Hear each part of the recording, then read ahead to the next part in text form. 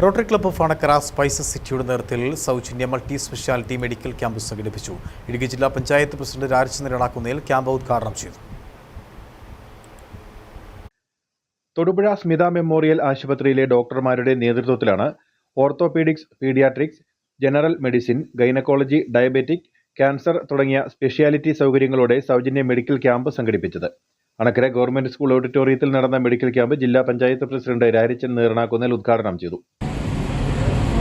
സമൂഹത്തിന്റെ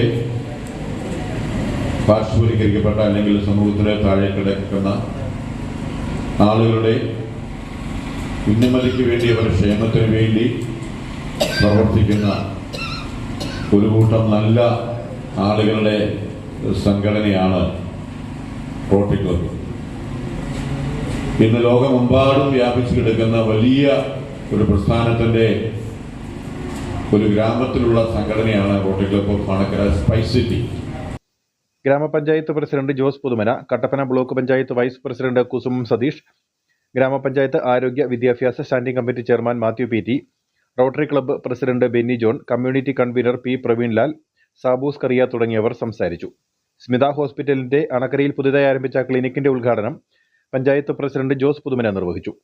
മെഡിക്കൽ ക്യാമ്പിൽ വിവിധ വിഭാഗങ്ങളിലായി 150-ലധികം ആളുകൾ പങ്കെടുത്തു. News bureau, Anakkara.